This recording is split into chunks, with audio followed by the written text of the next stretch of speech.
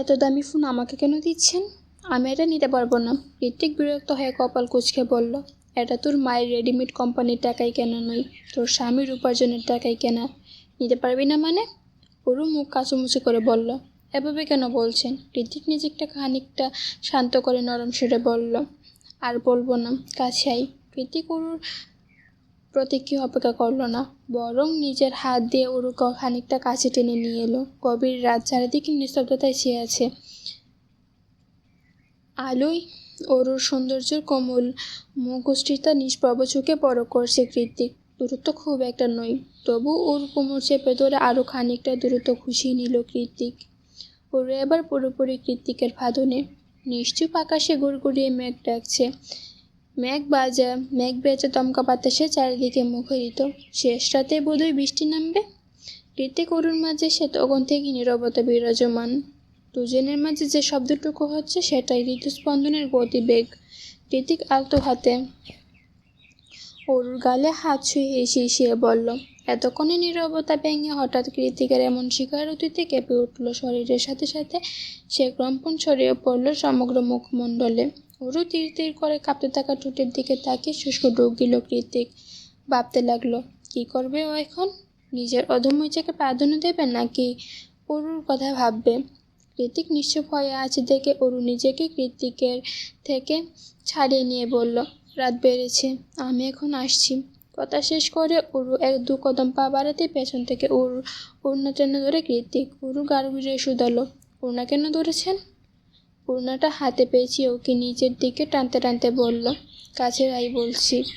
ওরু না চাইতেও পুনরায় ঋত্বিকের কাছাকাছি এলো। ঋত্বিক এক টানে ওকে নিজের মুখোমুখি দাঁড় করিয়ে হাসকে সুরে বলল, হার্টবিট রেট নাও। আমি এমন কিছু করব যেটা তোর পছন্দ নাও হতে পারে, but I can't control myself, ওকে?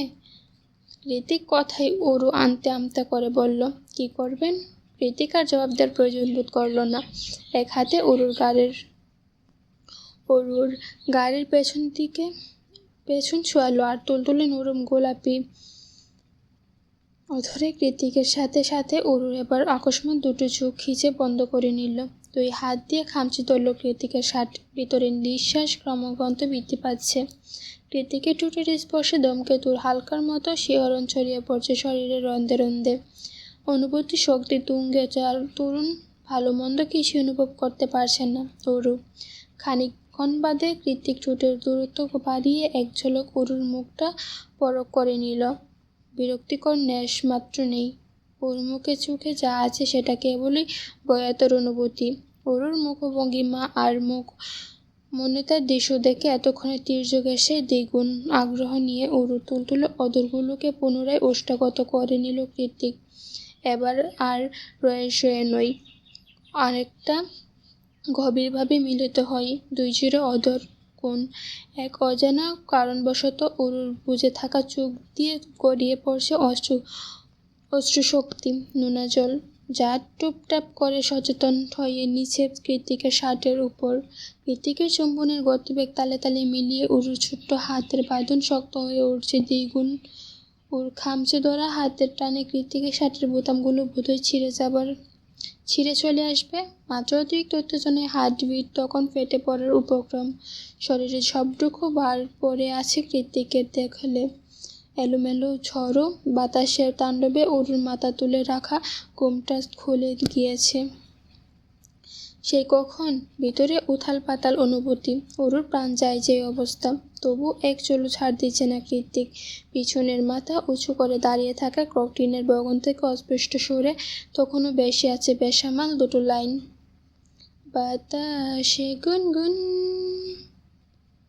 এসেছে ফাগুন, বুঝিনি তোমার শুধু ছোঁয়ায় এত যে আগুন। বাতাসে গুনগুন এসেছে ফাগুন, বুঝিনি তোমার শুধু ছোঁয়ায় এত যে আগুন। আদা, রসুন, কাঁচামরিচ, পেঁয়াজ, লবণ, ঢেঁড়স, মূলা, ফুলকপি, বাঁধাকপি, চাল, ডাল, তেল, উফ, এত গ্লোসারি দিয়ে কি করবে তুমি অনু? তোমাদের বাসায় তো বিয়ে লেগেছে। প্রত্যেক কথাই অনুমানে লাগার মতো মুখ গুমরা করে বলল, এভাবে কেন বলছেন? আপনার জন্যই তো এত বড় পর্দা বানালাম। আমার জন্য মানে? আপনার সাথে বের হতে গেলে তো হাতে একটু সময় নিয়ে বের হতে হবে। তাই মাকে বলেছি অনেক কিছু কিনতে হবে।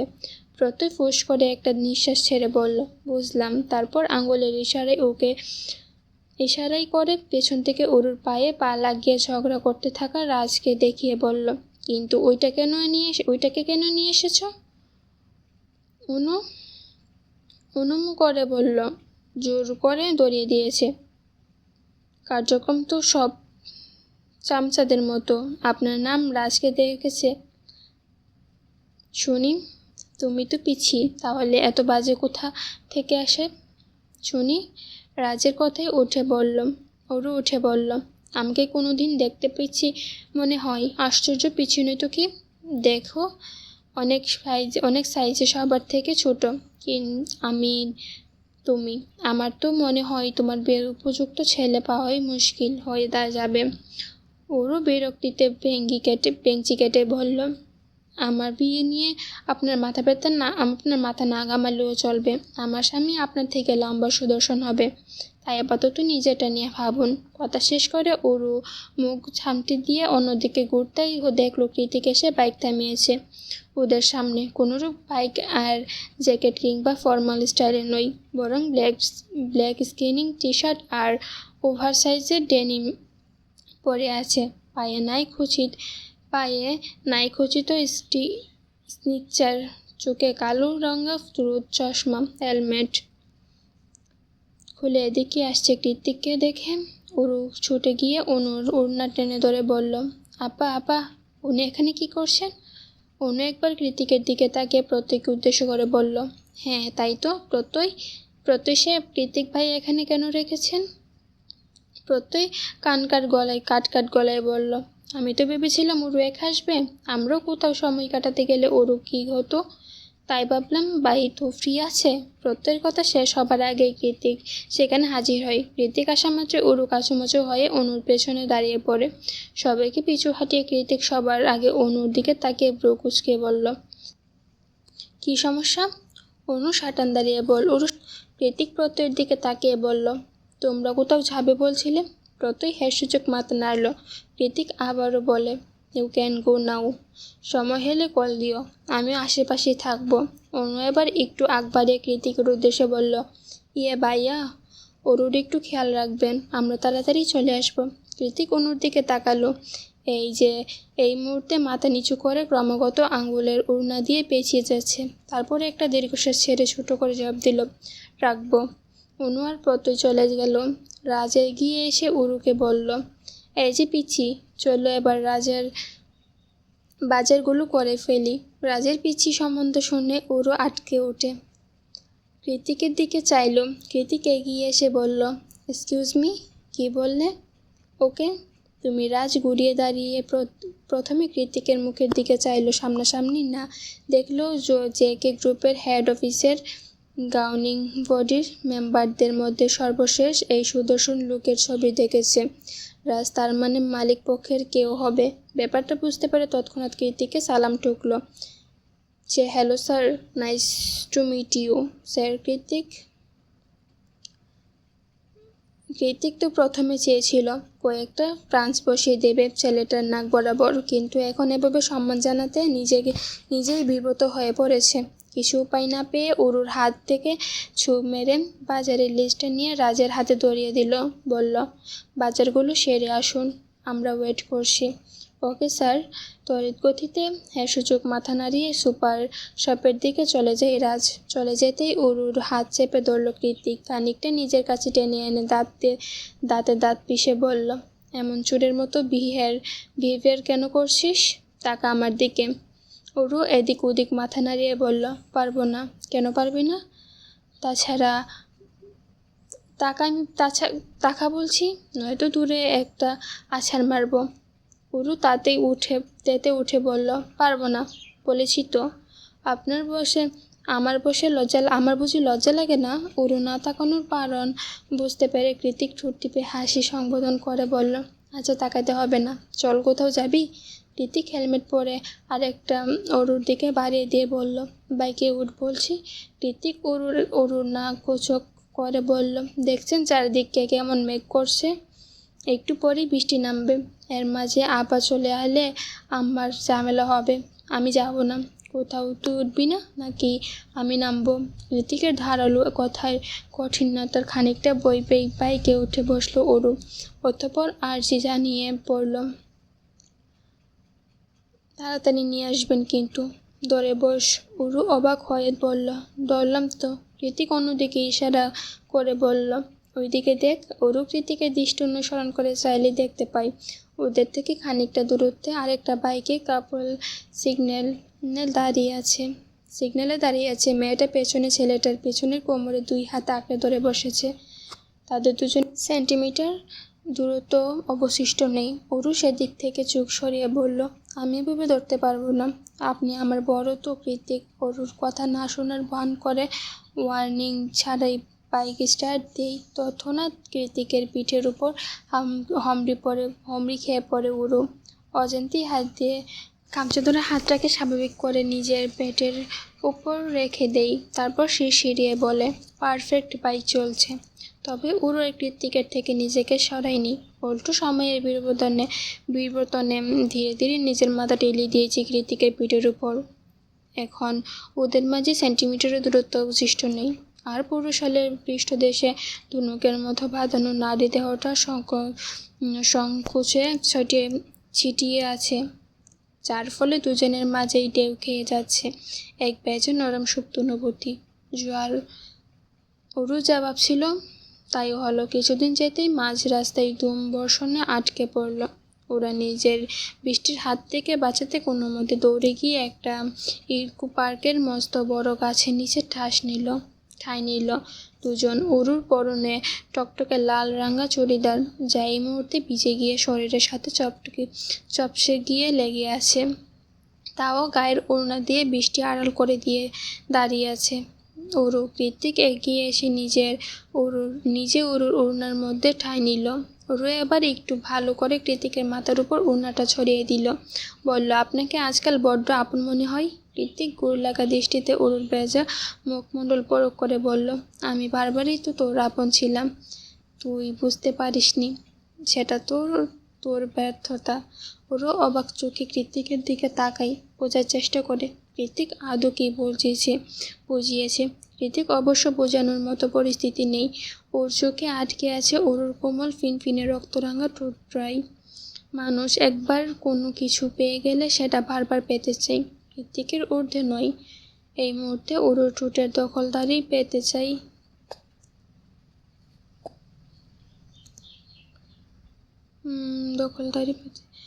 ঠিক কাল রাতের মতোই পরম আবেশে ডুবে যেতে চাই অরু ঠোঁটের পাশে। শুধু চাই বলতে ভুল হবে, অরুর খুব কাছে গিয়ে সেটা নেওয়ার জন্য বদ্ধতা হলো বাটে। কৃতিকের পরবর্তী পদক্ষেপ আজ করতে পেরে অরু লজ্জা পেয়ে দ্রুত পিছনে ঘুরে দাঁড়ায়। কিন্তু এতে কৃতিক পিছুপা হলো না, বরং একটু একটু করে এগিয়ে পেছন থেকে অরুর লম্বা চুলগুলো এক পাশে সরিয়ে মুখ ডুবে দিল অরুর গলার কাছে। চোখ বন্ধ করে প্রিয় নারীর ভেজা শরীর থেকে শুষে নিতে লাগলো প্রতিটি বৃষ্টির কণা। কৃতিকের এতটা বেশি কাছে আসা, এতটা গভীর আলিঙ্গন খুব বেশিক্ষণ সহ্য করতে পারল না অষ্টাদশী। অরুণ লজ্জায় সংকুচিত হয়ে তরুণ গতিতে ঘুরে মুখ লুকালো কৃতিকের বুকের মাঝখানে। অরু কাঁপছে। ওর শরীরের তীব্র কাঁপুনি কৃতিকের মাঝে হঠাৎ করে তৈরি হওয়া অদম্য সুপ্ত পুরুষালী চাহিদাগুলো মুহূর্তেই হারিয়ে গেল। ও আস্তে আস্তে অরুর পিঠে হাত রেখে নরম সুরে বলল, ইটস ওকে জান। অরু এবার মাথা তুলে বলল, আপনি সত্যিই আমার প্রেমে পড়েছেন? কবে পড়লেন বলুন না। কৃতিক অরুর গালে নিজের খর করে পুরুষের হাত ছুঁয়ে বলল, এতগুলো বছর পর এই প্রশ্ন করছিস, কি উত্তর দিব? আমি কৃতিকার প্রতি উত্তরের গভীরতা আঁচ করতে পেরে ওরু আবারও 2 হাতে শক্ত করে ওর গলা জড়িয়ে ধরল।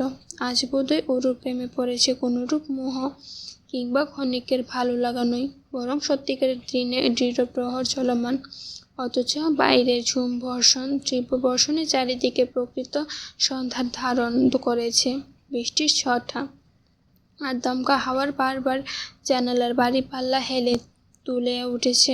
খানিক বাদে তীক্ষ্ণ চুলকানি আর বাঁশ পড়ার প্রকান্ত আওয়াজে শরীরের লোমমুখ দাঁড়িয়ে যাওয়ার উপক্রম। তবু হাট করে খোলা রাখা জানালা গলিয়ে বাইরের অবুঝ বাড়ি ধরার পানি ধ্যানমগ্ন হয়ে আছে অনু।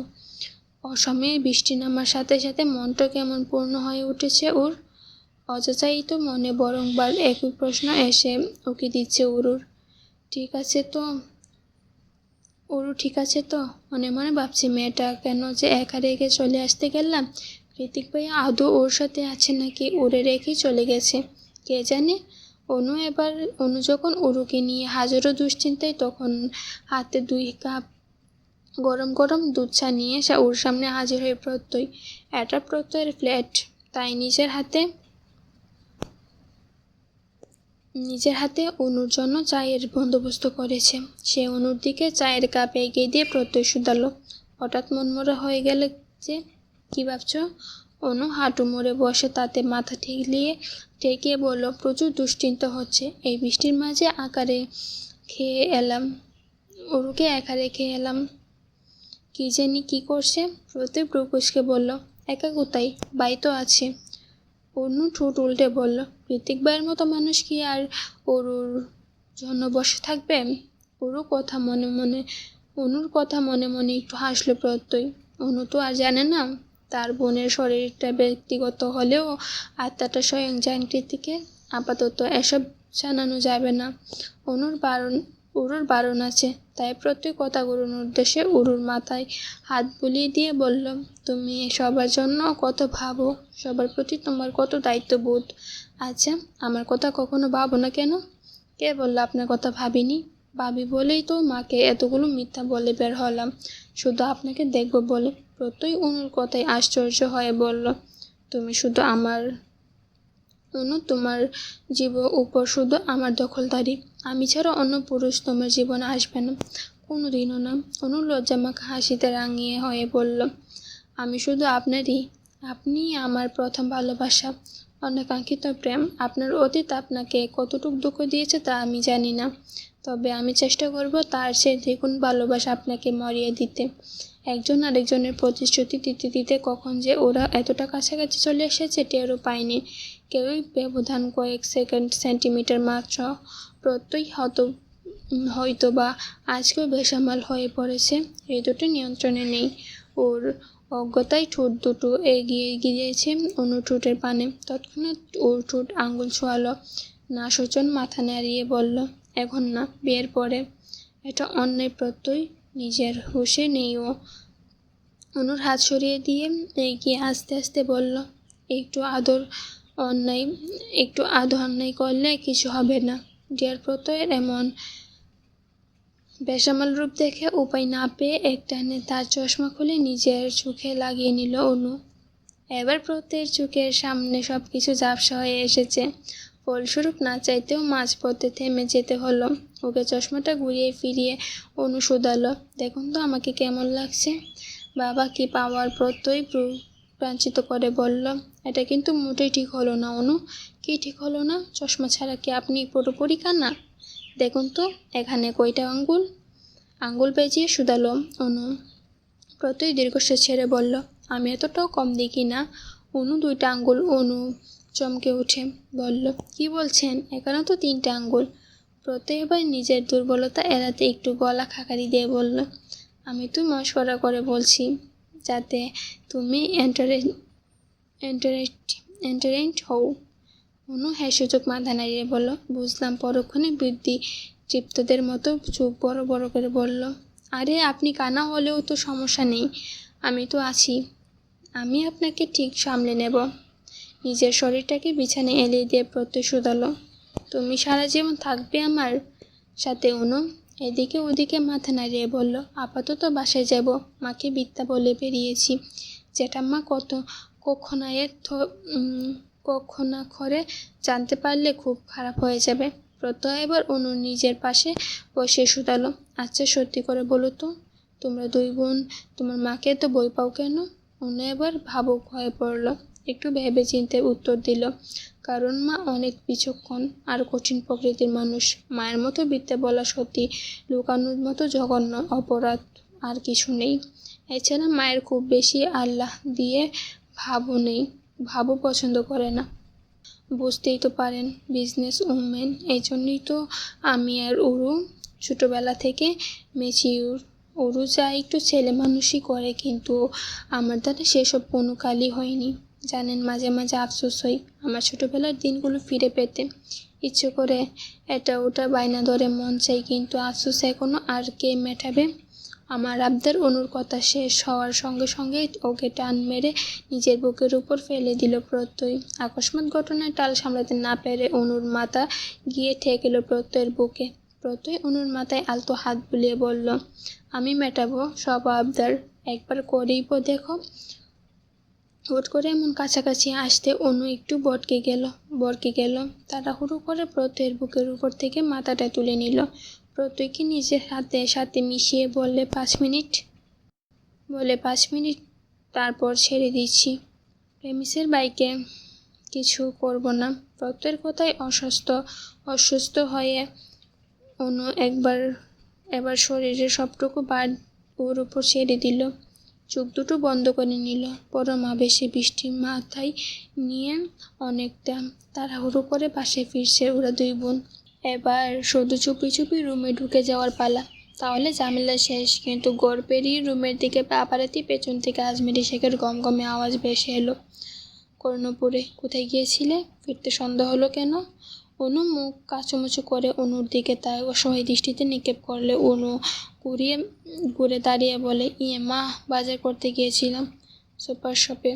তোমাকে না বলে গেলাম অনেক কিছু কেনার আছে, মিথ্যে কেন বলছো? বাজার তো সেই কখন নিয়ে এসেছে রাজ। অনু একটু আগ বাড়িয়ে বলল, আসলে মা, আজকে ব্ল্যাক ফ্রাইডে তো সব কিছুতেই ডিসকাউন্ট চলছিল, তাই আমরা দুই বোন একটু লেডিস সেকশনে গিয়েছিলাম, এই জন্যই একটু দেরি হয়ে গেল। আজমিনী শেখ ভ্রু কুঁচকে বলল, এত দেরি করে ফিরে তা কিছু কেননি কেন? অনু বলল, পছন্দ হয়নি মা। পছন্দ হয়নি নাকি টাকার জন্য কেনার সাহস করনি? তোমাদের আমি খুব ভালো করে চিনি। মনে রেখো, জেকে গ্রুপের 300% শেয়ার আমার নামে, 30% শেয়ার আমার নামে। তোমাদের প্রয়াত আঙ্কেল খুশি হয়ে আমাকে লিখে দিয়ে গেছেন, সেই হিসাবে তোমরাও তার মালিক। তাহলে কিসের টাকার চিন্তা তোমাদের? অনু এবার কিছু বুঝতে না পেরে বলল, বাকি 70% কার মা? অনু ওকে কনুই দিয়ে গুঁতো মেরে থামিয়ে বলল, চুপ কর। আজমির শেখ সর্বদাই স্পষ্টবাদী, তাই তিনি সহসায় উত্তর দিলেন, জায়েন কৃত্তিকের। অতঃপর মনে মনে বললেন, কিন্তু ছেলেটা খুব বেশি আত্মহার। শুধুমাত্র আমি চেয়ারম্যান বলে কোম্পানির ধারে কাছেও গেছেন না। এবার আমিও দেখতে চাই নিজের এত বড় সাম্রাজ্য ঠিক কতদিন হাতছাড়া করে রাখতে পারে জায়েন কৃত্তিক চৌধুরী। মায়ের অগ্নিমূর্তি তরলে পরিণত হয়ে অনু দুই বোন একসাথে রুমে ঢুকে গেল। উরু একবার ভিজে শরীরটা কেমন ফুটফুট করছে, তাই রুমে ঢোকার সঙ্গে সঙ্গে উরু চলে গেল শাওয়ার নিতে। একটু পরে শাওয়ার নিয়ে চুলগুলো মুছতে বেরোতেই গিয়ে চমকে উঠল। দেখলো অনু একটা চেকের পাতা নিয়ে নাড়াচাড়া করছে, যেটা থাইল্যান্ড বসে কৃতিক দিয়েছিল উরুকে বিয়ের মহারাজা। কিন্তু সেটা নিয়ে আপা কী করছে ধরা পড়ে যাওয়ার ভয়ে উরু দ্রুত এগিয়ে গিয়ে চেকের পাতাটা ছু মেরে নিয়ে নিল। সেটাকে ডয়ারে রাখতে বলল, এটাতে কি করছিস তুই? অনু ঠোঁট উল্টে বলল, তোর জামা কাপড় গোছাতে দেখে আলমারিতে পেলাম। কৃতিক পায়ের নাম মনে হলো। উনি তোকে চেক কেন দিয়েছে?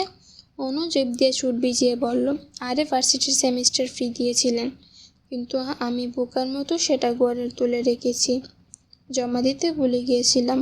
অনুর কথা পুরোপুরি বিশ্বাসযোগ্য না হলেও না অনুর, কারণ চেকের অ্যামাউন্ট বেশ বড় ছিল। তবে পুনরায় কিছু জিজ্ঞেস করার সুযোগও পেল না। তার আগেই চোখ গিয়ে ঠেকল উরুর ঘাড়ের কাছে, রক্তিম হয়ে যাওয়া কালচে বেগুনি দাগের উপর। দেখে মনে হচ্ছে কেউ বাইট করছে। উরু সহসাই এগিয়ে গিয়ে উরুর গলায় হাত দিয়ে উদ্বিগ্ন গলায় বলল, কি তোর এখানে কি কামড় দিয়েছে? অনুর কথায় উরু দ্রুত গিয়ে আয়নার সামনে দাঁড়ালো। দেখলো গলার আর ঘাড়ের মাঝ বরাবর কালচে দাগ। তৎক্ষণাৎ মনে পড়ে গেল দাগগুলো আঁচল উৎসব বিকেলে সেই বেসামাল অনুভূতি, কৃতিকের ঘুর লাগা চাহনি, আর তারপর হুট করেই অনেকটা কাছাকাছি আসা। এখন সেসব মনে পড়তেই কারণ দুটো যেন গরম হয়ে উঠেছে। উরু কি হলো, কিছু বল। কিরে ব্যথা পেয়েছিস? অনুর কথাই উরু থতমত খেয়ে বলল, কি বলতো আপা? তখন অনেকটা বৃষ্টি হলো না, সেই বৃষ্টির মাঝেই একটা বড় বড় ষাঁড় পোকা কোথা থেকে যেন উড়ে এসে কামড় বসিয়ে দিল। আমি টেরও পাইনি, এখন দেখছি এমন লাল বর্ণ হয়ে গেছে। অনু উরুর গলায় হাত বুলিয়ে অসহায় সুরে বলল, কি পোকা কামড়ালো বলতো? পাছা না আবার ইনফেকশন হয়ে যায়, আয় তো একটু মলম লাগিয়ে দিই। উরু হ্যাঁ না কিছুই বলতে পারল না, চুপচাপ বসে বসে দেখতে লাগলো তার আপা তার স্বামীর তৈরি করা প্রথম ভালোবাসার চিহ্নতে কি সুন্দর কলের মলম লাগিয়ে দিচ্ছে। ব্যস্ততম দিনটিকে হটিয়ে সন্ধ্যা নেমেছে সমগ্র তরুণী জুড়ে। সারা বিকেলে চুম বর্ষণের ফলস্বরূপ এখন ইকো পার্কটা পুরোপুরি খালি পড়ে আছে। আশেপাশ মানুষগুলো তো দূর থাক, একটা কাক পক্ষীও নজরে আসছে না। ইকো পার্কের শুরুর রাস্তায় মার্বেল পাতা ছড়াছড়ি, তোকে সুন্দর শাড়ি বেঞ্চিগুলো ভিজে ভিজে চুপচুপ হয়ে আছে বৃষ্টির পানিতে। সন্ধ্যাবেলা একটুখানি একা একা হাঁটবে বলে ঝিরি ঝিরি বৃষ্টির মাঝেই ট্রেক শুট পরে বের হয়েছিল লিসা। সাথে আর কেউ নেই। সরি, ওর অবশ্য একা থাকতে ভালোই লাগে, ওই জন্যই তো এই নির্জন ইকো পার্কে হাঁটতে আসা। কিন্তু হাঁটতে হাঁটতে কিছুক্ষণ যেতেই ঘটল এক বিপত্তি। চোখের সামনে দৃশ্যমান হলো এক সুপরিচিত ছাতা হাতে দাঁড়িয়ে এক স্বল্প বয়স্কা মেয়ের সাথে কি যেন কথায় মশগুল হয়ে আছে অর্ণব। কিন্তু এমন নির্জন নিরিবিলি পরিবেশে কি এমন গুরুত্বপূর্ণ কথা বলছে ওরা দুজন? আর মেয়েটাই বা কে? ভাবনা পড়ে গেল এলিসা। দুই দিক অর্ণব কথার বলার এতটাই ব্যস্ত যে ওর পিছন সে কখন থেকে এলিসা দাঁড়িয়ে আছে সেটা টেরও পায়নি। এলিসা বারবারই অর্ণবের কাছ থেকে সবচেয়ে বেশি গুরুত্বপূর্ণ অভ্যস্ত, তাই হঠাৎ এমন অগ্রাহ্য ব্যাপারটা সহ্য হলো না। ওর প্রচণ্ড বিরক্ত লাগতে শুরু করলো, প্রচণ্ড রকম। এলিসা কিছু একটা ভেবে এগিয়ে এসে পেছন থেকেই অর্ণবের বাহুতে জোরে হাত ছাড়িয়ে টোকা দিল। অর্ণব পেছন ঘুরে আচমকা এলিসাকে দেখে অবাক হয়ে বলল, এলিসা তুই এখানে? পরে সামনের মেয়েটার দিকে এক নজর পরখ করে এলিসাকে নিয়ে একটু দূরে গিয়ে অর্ণব শুধালো, তুই এখানে কি করছিস? একা একা অর্ণবের কথাই বিন্দুমাত্র তোয়াক্কা না করে এলিসা বিরক্ত নিয়ে অর্ণব পেছন ঘুরে মেয়েটাকে এক নজর পরখ করে চোখ ঘুরে এলিসার দিকে তাকিয়ে বলল, আছে বলা যাবে না। সঙ্গে সঙ্গে অর্ণবের কলার খামচে ধরল এলিসা, দাঁতের দাঁত চেপে, তুই আমার সাথে মজা করছিস? এলিসা এই হঠাৎ রেগে যাওয়ায় অর্ণবের ভালোই লাগলো এবং ও এলিসার রাগে একটু